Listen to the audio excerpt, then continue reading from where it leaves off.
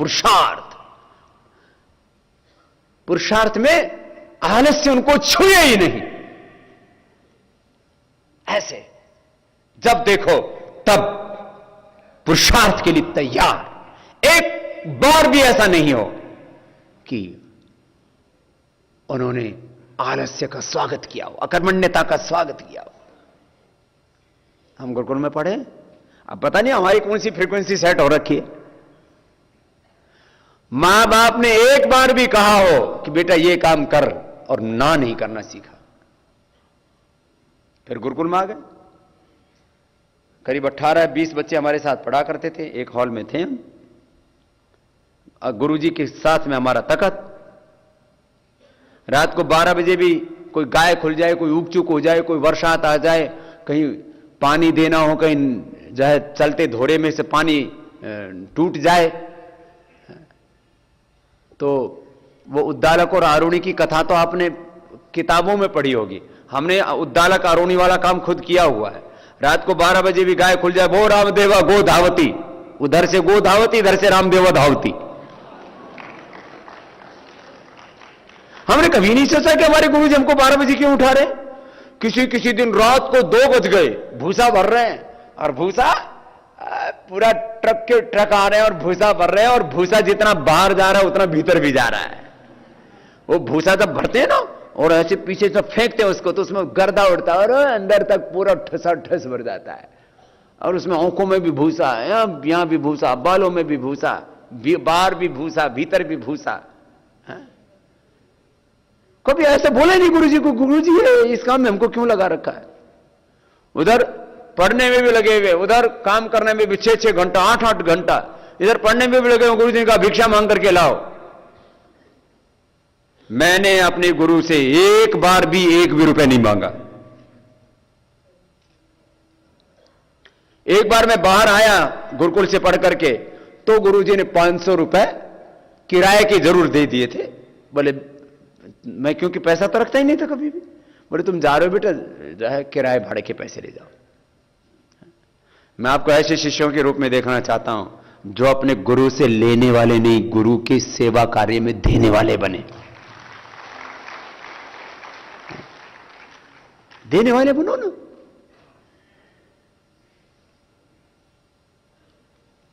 आलस्य एक बार भी, मैं पिछले 20 सालों से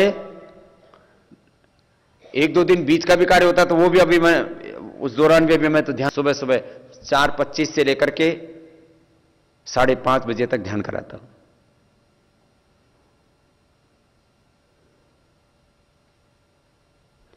एक बार भी मैंने अपना कार्यक्रम मिस नहीं किया।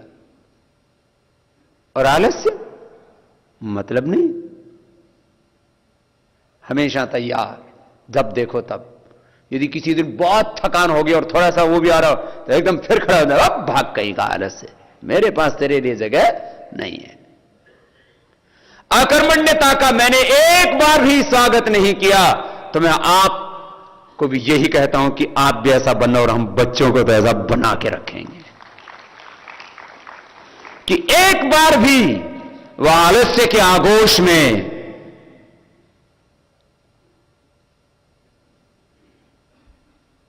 जकड़े नहीं।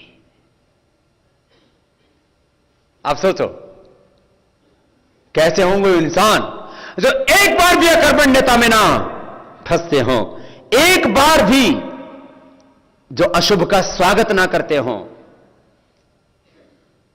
और जिनकी अंतः प्रज्ञा पूरी प्रकाशित हो चुकी हो। पर बाबा जी आप बोल रहे हो तो ये तो सपना जैसा लग रहा है। ये सपना नहीं है, मैं ख्वाबों में नहीं जीता हूं। सपने हमने देखे ही नहीं कभी। सपनों को भी हमने विदाई दे रखी है। सपना तो तब आए ना तो फालतू सोए। यहां तो नींद कोई फुर्सत नहीं है, तो सपना तो उसके बाद में आएगा ना।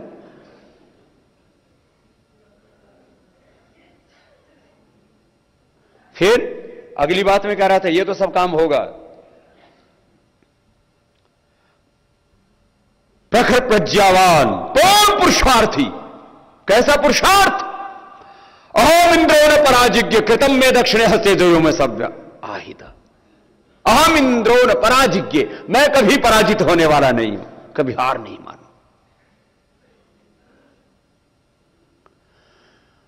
अग्नि अस्मि, ये वेद का मंत्र, अग्नि अस्मि जन्मना जात वेदा, मैं आग हूं, अंगारा हूं, मैं ज्योति हूं, मैं प्रकाश हूं, मेरे सामने अंधेरा टिक नहीं सकता। जन्मना जात वेदा, मैं तो जन्म से ही जात वेदा हूं। घृतम में चक्षु, मेरी आंखों में स्वयं भविष्य के सपने हैं। घृतम में चक्षु, मैं अपनी आंखों से चमकते हुए भविष्य को देखता हूं। अमृतम महासन, मेरी वाणी में अमृत भरा हुआ है। अर्कस्थ धातु, मैं 3 लोकों पर विजय पाने वाला हूं, केवल इस धरती पर ही नहीं। पृथ्वीलोक, अंतरिक्षलोक और द्युलोक, ब्रह्मचारी शस्त्रतिरोधसी उभे तस्मिन् देव समनसो भवंति सदाधार पृथ्वीम दिवम च स आचार्यम तपसा पिपर्ति। ऐसा अर्कस्थ धातु, 3 लोकों पर विजय पाने वाला हूं। अजस्रो घर्मो हविरस्मि नाम, मैं सूर्य की भांति अजस्र तेज वाला हूं, कभी मेरा तेज क्षीण नहीं होता है। मेरा जीवन तो एक हवि की तरह है। बताओ, ऐसे पूर्ण प्रज्ञावान, पूर्ण प्रकाशित और पूर्ण पुरुषार्थी जब बच्चे तैयार होंगे तो देश बचेगा कि नहीं बचेगा? और यह काम होना चाहिए कि नहीं? और इस काम को करोगे? मैंने आपसे कहा आप ये प्रबंध कीजिए जमीन का, 2 से 3 करोड़ रुपए का प्रबंध मैं करूंगा, उसके लिए 1 करोड़ का प्रबंध, 2 करोड़ का प्रबंध आप कर लेना। 70% मैं करूंगा ना, 2% 30 तो कर लोगे। मैं पूरे देश की बात कर रहा हूं, आपको एक जिले की बात कह रहा हूं। अरे मैं फकीर जब इतना कर सकता हूं, तुम सब लोगों का मुझसे ज्यादा सामर्थ्य है। जब मैं घर से निकला था तब मेरे पास 500 रुपए भी पूरे नहीं थे।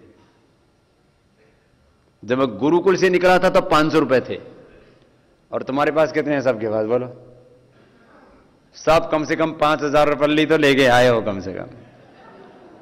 तो मेरे से 10 टाइम तो तुम वैसे पावरफुल हो, मेरे से 10 गुना पावरफुल तो अभी भी हो। और तुम्हारे पास में तो पैतृक संपत्ति थोड़ी बहुत तो होगी, मकान होगा, जमीन होगी, दुकान होगी, फैक्ट्री होगी। मैंने तो अपनी पैतृक संपत्ति से 1 इंच भी नहीं ली। और आपका थोड़ा बहुत तो बैंक बैलेंस होगा ही, किसी का 2, किसी का 5-10 लाख रुपए, यहां तो खाता ही नहीं गुरुवार अभी तक भी।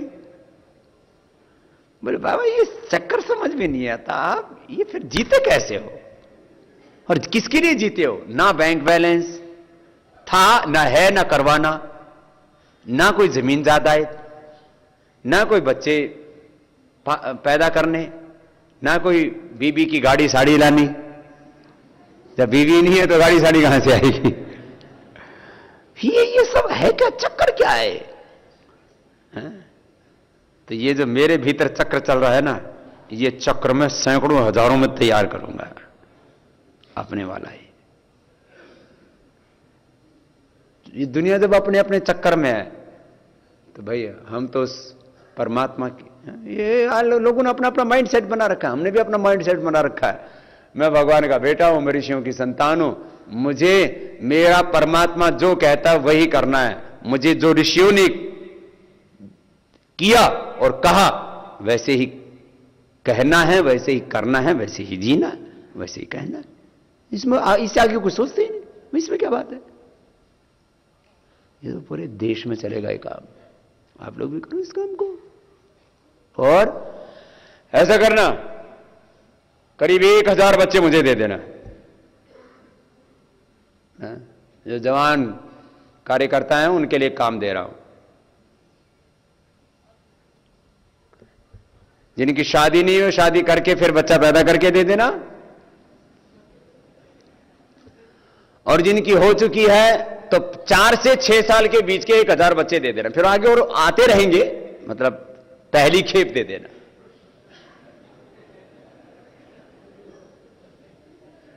चार से 6 साल के बीच का होने चाहिए, उससे ज्यादा फिर उद्दंड हो जाते हैं, फिर काबू में नहीं आते, फिर उनकी उनके भीतर वायरस घुस जाते हैं 4 से 6 साल के बीच के।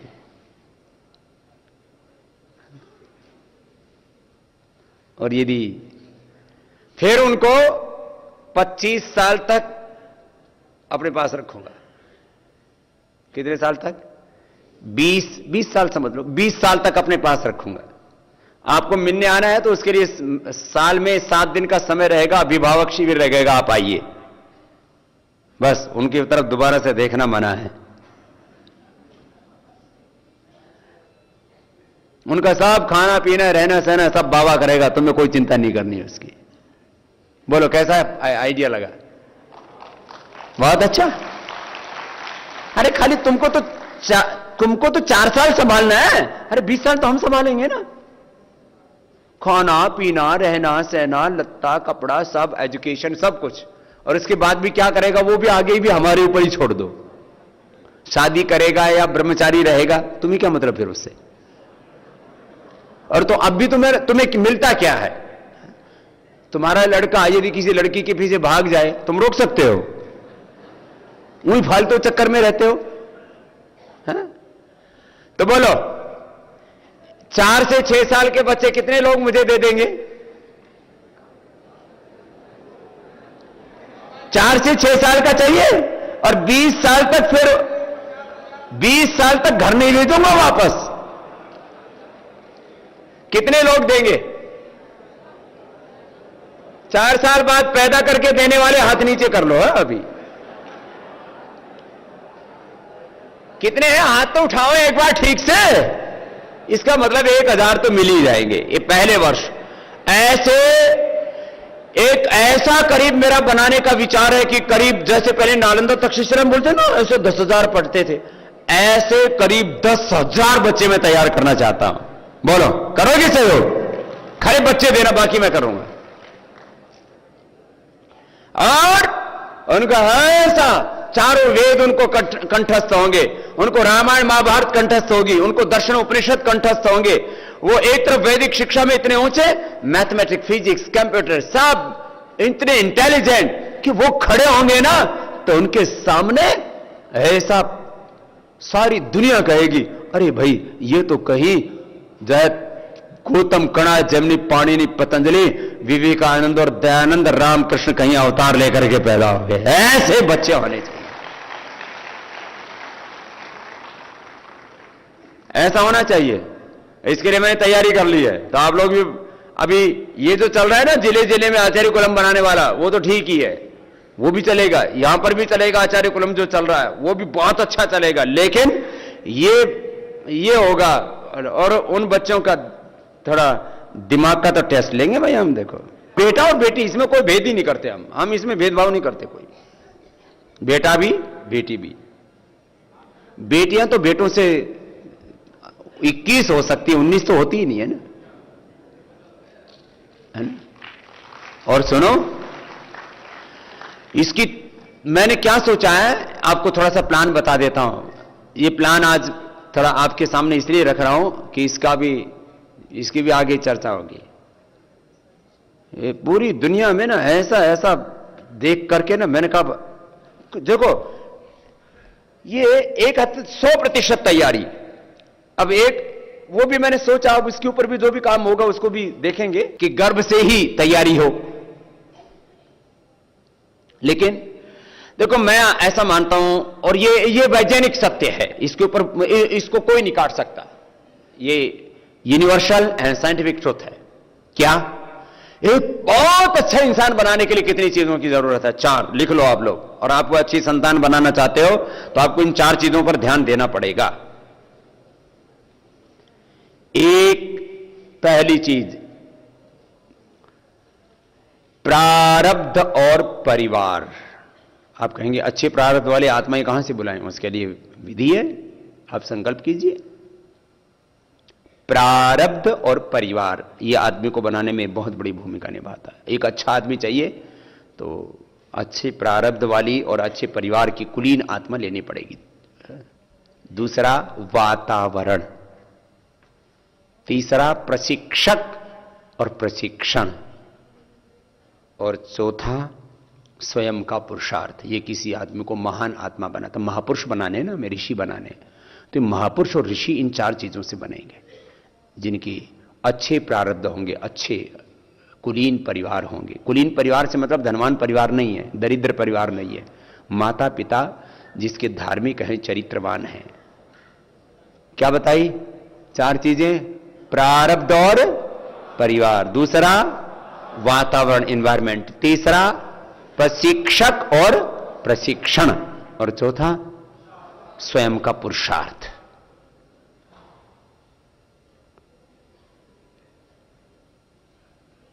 तो पुरुषार्थी तो हम उनको बना देंगे, अच्छे प्रशिक्षक और अच्छा प्रशिक्षण हम उनको उपलब्ध करा देंगे, और वातावरण भी दुनिया का श्रेष्ठतम उनको उपलब्ध करा देंगे। अब बच गई पहली बात, प्रारब्ध और परिवार। भाई माता पिता यदि दुराचारी हैं, व्यभिचारी हैं, माता पिता व्यसनी हैं, तो फिर अच्छे संतान की अपेक्षा करना, वो तो वायरस घुसा दिया उन्होंने। एक उनका सदाचारी होना जरूरी है, सदाचारी, बस। माता पिता में तो यही समानता, सदाचारी हो माता पिता, बस। एक इसी को कुलीन कहा, जिसके माता पिता सदाचारी हैं। आपने चाणक्य नीति पढ़ी होगी ना, वहां एक बात बहुत बार बार आती है, कुलीन। किसकी बात आती है बोलो?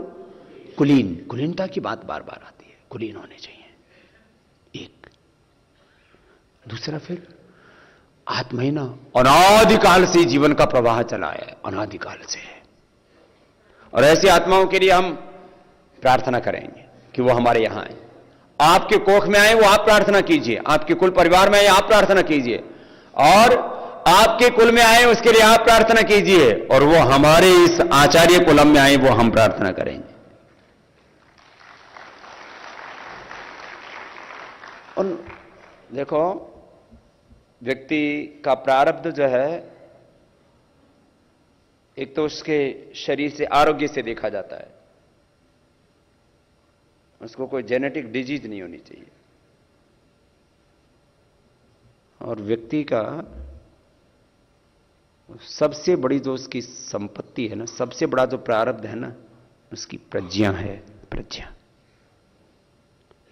जो बहुत प्रारब्धवान आत्माएं हैं ना, बहुत ऊंचे प्रारब्ध वाली आत्माएं हैं, बहुत पुण्यशील आत्माएं हैं, उनका मस्तिष्क बहुत ही उच्च कोटि का होता है, प्रज्ञावान भी होता है और सात्विक भी होते हैं। तो हम यहां बच्चों का खाली मेमोरी टेस्ट करेंगे, एक मेमोरी टेस्ट बस। और फिर उन बच्चों के लिए स्वर्ग हम देंगे उनको यहां।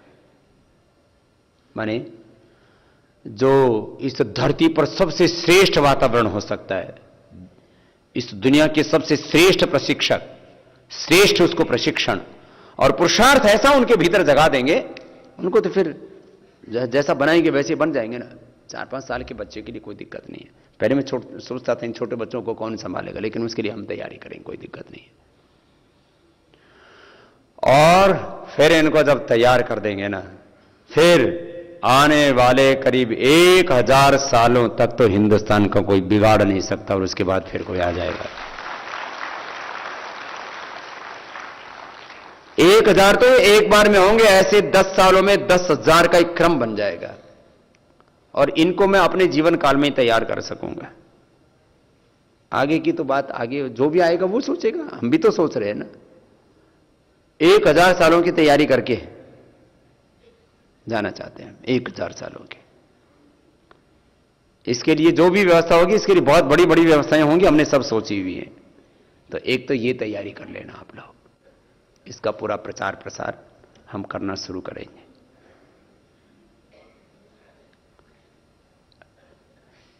मैं इसको आपको क्यों बता रहा हूं, मैं देखता हूं जो है 1 साल के बच्चे में यदि गर्भ से तैयारी की जाए तो 100% उसमें विकास की संभावनाएं होती हैं बच्चे में, महापुरुष बनने की। महापुरुष बनाना चाहते हैं ना, महामानव बनाना चाहते हैं ना। ये महापुरुष बनाने की जो प्रक्रिया है ना, इसको जरा सुनो गौर से। महापुरुष, महामानव जिसको बोला जाता है, जिनको कहते हैं कि ये तो इस सेंचुरी के ये तो इस सेंचुरी के आइकॉन है। ऐसे लोग तैयार करने के लिए क्या करना पड़ेगा? गर्भ से तैयारी की जाए तो 100% रिजल्ट की संभावना है। 1 वर्ष की उम्र हो जाए तो 1% कमी आ गई, ये माइनस हो गया। 2 वर्ष की उम्र में 2, 4 से 6 हमने बोला तो 4 से 6 में लेस 5%, कोई बात नहीं, 95 तो फिर भी मिलेगा ना हमको।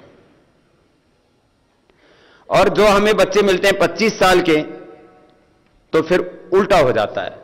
25 साल के में 75% संभावना खत्म, और 50 साल के में 99% संभावना खत्म।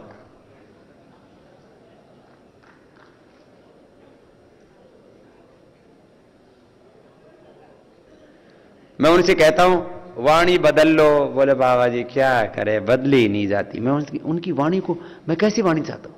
उनकी वाणी में सरस्वती हो, प्रेम, करुणा, शौर्य, पराक्रम, भक्ति। अच्छा, मैं कोई ट्रेनिंग नहीं दे रहा हूं आपको, मुझे भी किसी ने ट्रेनिंग नहीं दी, ये तो कुछ भगवान ने जो भी दे दिया हो गया जैसे। अच्छा, आप सुबह मुझे ध्यान करते हुए सुनते हो तो मेरी भाषा कैसी होती है, मेरी वाणी कैसी होती है? एकदम शांत। कब? जब कराता हूं ध्यान। और जब व्यवस्था परिवर्तन की लड़ाई लड़ी तब तो कोई आदमी मरने भी वाला हो ना तो 1-2 घंटा मुझे सुन के फिर मरता था। मैंने अपनी इन पिछले जो कई लाख किलोमीटर की यात्रा की, मैंने मुर्दे देखे ही नहीं रास्ते में, क्योंकि वो मुर्दे भी मुझे सुनकर के बाद में मरते होंगे पीछे से। क्रांति की भाषा अलग होती है। वाणी में शांति हो, शौर्य हो, पराक्रम हो, प्रेम हो, करुणा हो, वात्सल्य हो, ममता हो, ऐसी वाणी। अब मैं आपसे बोलता हूं अपनी वाणी को बदलो, तो बोलते क्या करे बाबा जी, बदला ही नहीं जाता। कोशिश तो बहुत करते लेकिन ये वाणी ऐसी हो गई। बोलो, मैं तुमको कहूं कि ऐसे बोलना है, ऐसे बात करनी, तो चेंज कर लोगे? 99% मुझे तो निराशा हाथ लगी। बड़े पढ़े लिखे लोगों को मैंने बोला भाई थोड़ा चेंज कर लो। बोले क्या करें स्वामी जी, पक गए। ये जो 50 साल वाले हैं ना, ये होते पक्के घड़े की तरह।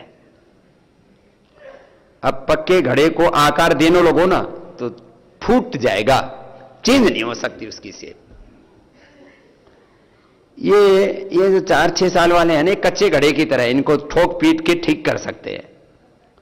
और थोड़ा सा कच्चा घड़ा तो ऐसा भी होता है, उसकी मिट्टी को दोबारा से भी गोंद करके फिर रिप्रोसेसिंग किया जा सकता है उसका। ये 4-5 साल वाले कच्चे घड़े की तरह है।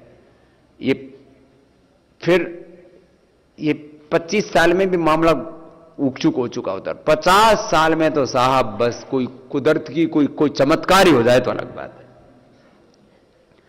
मैंने 10 साल तक देह प्रशिक्षण, देह ट्रेनिंग, लेकिन कुछ तो बदल गए, लेकिन सब कुछ नहीं बदला। वाणी में थोड़ा तो परिवर्तन किया। पहले तो बात बात में गाली देते थे साहब। एक हमारे मित्र हैं, 20 साल से मेरे पास रहते हैं। मैंने कहा महाराज ऐसे तो आप बहुत अच्छे हो, ये साले की गाली देना बंद कर दो ना। बोले किस साले ने दी? कौन साला गाली देता है? मैंने कहा अभी तो दे दी महाराज। ये है अभ्यासों की महिमा। अभ्यास गलत हो जाते हैं। वाणी, व्यवहार, आचरण, अभ्यास, स्वभाव, फिर कर्म, प्रवृत्ति, पुरुषार्थ, तप, सेवा, ये चेंज होना ओहो बड़ा मुश्किल काम है। तो महापुरुष बनाने हैं ना, तो तैयारी ऐसी शुरू करनी पड़ती है, ये वाली।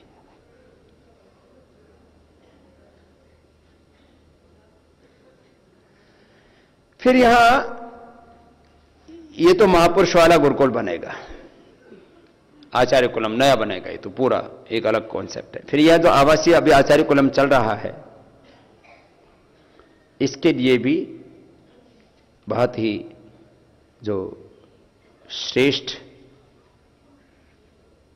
विद्यार्थी हैं उनका चयन करना। पिछली बार भी दिसंबर से तैयारी शुरू की थी, इस बार भी आपको जाकर के करने हैं। तो मैं इस संदर्भ में इतनी सी बात कहना चाहूँगा कि हम यहाँ ये जो मैंने कहा ना कि आप 1000 बच्चों की तैयारी कीजिए पूरे देश में से। हाँ, एक जिले के हिस्से में कितने आए? 500 तो बहुत एक्टिव जिले हैं हमारे, वैसे तो 600 से ज्यादा जिलों में समिति अपनी। 500 जिलों से कितने? एक जिले से दो बच्चे छांट रहे। तो एक बच्चे से एक जिले से 2 बच्चे, बस क्या है? अच्छे बच्चे लीजिए, बस एक ही काम करना है। उनकी मेमोरी ना वो शार्प होनी चाहिए। मैं कह रहा था आपको, जो बात कह रहा था ना, सबसे ज्यादा प्रारब्ध में सबसे बड़ी चीज होती है हमारी मेधा प्रज्ञा, और इसमें भी एक शार्पनेस, दूसरी इसमें सात्विकता। 2 चीजें,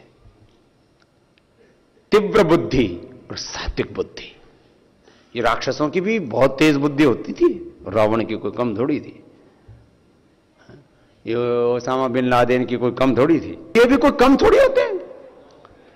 तीव्र बुद्धि तो होनी चाहिए, लेकिन सात्विक बुद्धि भी होनी चाहिए। तो अब तीव्र और सात्विक बुद्धि की परीक्षा करने के लिए अगले साल 2015 में मैं बच्चों का शिविर रखूंगा। उनको फिर रखेंगे कैसे इतने बच्चों को?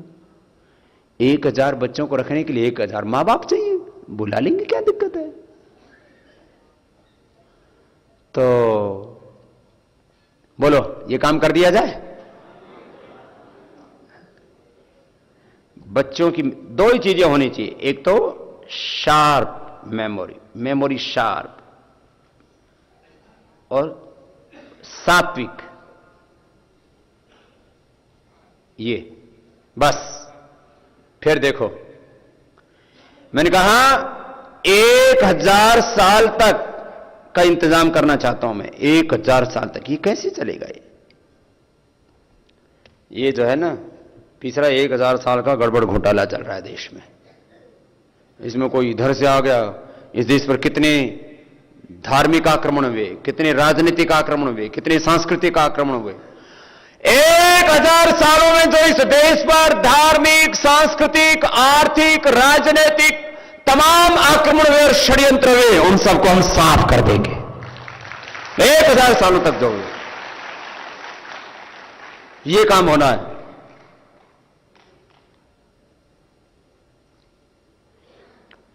इतना बड़ा सोच करके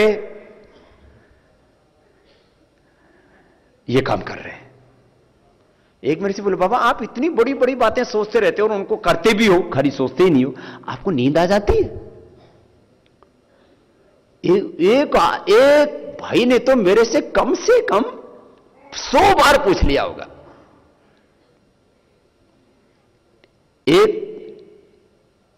एक आत्मा परेशान है इस बात को लेकर के मेरे से, स्वामी जी आपका रात को दिमाग कैसे रुकता है? मैंने कहा कैसे? पूरे दिन भर तो आप इतनी बड़ी बड़ी योजनाएं बनाते रहते हो, फिर उसको इंप्लीमेंट करते रहते हो, सारा करते, रात को आपका ये दिमाग रुकता कैसे है? एक बहन ने भी पूछा, एक भाई ने भी पूछा, एक बार नहीं 2 बार। मैंने कहा भाई देख लो, मैं तो भाई इस रात को सो जाता हूं, तो फिर कहता हूं भगवान अब तेरी शरण में है। फिर सुबह उठते ही मैं कहां चल रहा हूं, वो जो भीतर से वो चला रखा उसने, वो चलता रहता है। कभी छोटा सोचना नहीं, छोटा काम करना नहीं। भाई ओछा काम, छोटा काम क्यों करें? और देखो एक बात याद रखना, जो छोटा सोचते हैं, जो ओछा सोचते हैं ना, वो छोटे और ओछे रह जाते हैं। फिर करो, और है ही किसके लिए जिंदगी? कितने दिन बीत गए यूं ही बर्बाद हो गए, कुछ नहीं मिला। भाई पुरुषार्थ करो।